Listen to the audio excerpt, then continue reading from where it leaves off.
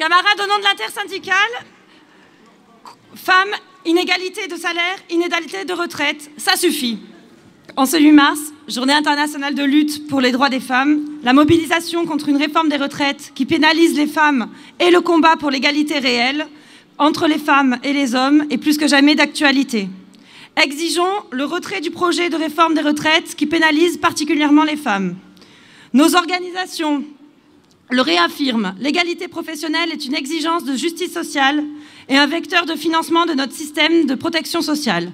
Plutôt qu'une réforme des retraites punitives, cette exigence demande de s'attaquer réellement aux inégalités entre les hommes et les femmes. Les femmes partent en retraite avec en moyenne une pension inférieure à 40,5% de celle des hommes.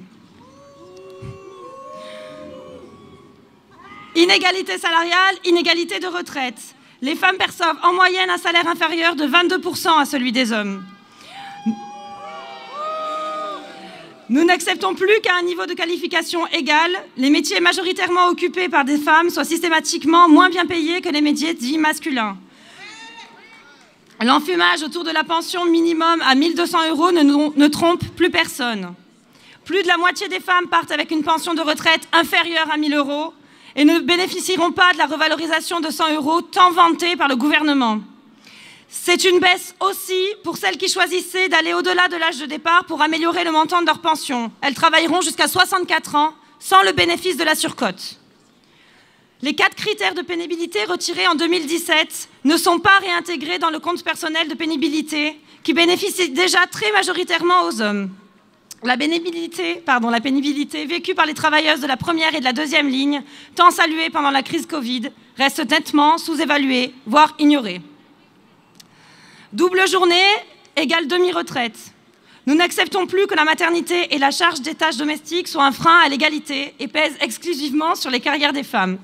Nous revendiquons un vrai service public de la petite enfance et une révision des dispositifs pour favoriser le partage de la parentalité.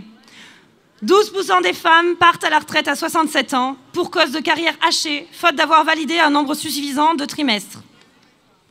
Nombre de retraites, réforme des retraites égale perte des trimestres liés à la maternité. Nous dénonçons enfin l'effet le plus pervers de cette réforme des retraites, prétendument favorable aux femmes. Le recul de l'âge légal à 64 ans fait perdre tout ou partie du bénéfice des trimestres validés au titre de la maternité et de l'éducation des enfants. Ce mécanisme de compensation des inégalités vécues durant leur vie professionnelle profite d'abord et légitimement aux mères en leur permettant de partir plus tôt. Il est sournoisement remis en cause par la réforme. C'est inacceptable. Les organisations syndicales interprofessionnelles et de jeunesse appellent les travailleuses et les travailleurs à se saisir du 8 mars pour dénoncer partout l'injustice sociale majeure de cette réforme des retraites pour les femmes et appellent à se saisir des nouvelles dates de mobilisation qui arrivent, les futures dates de mobilisation, samedi 11 mars, tous dans la rue. Merci.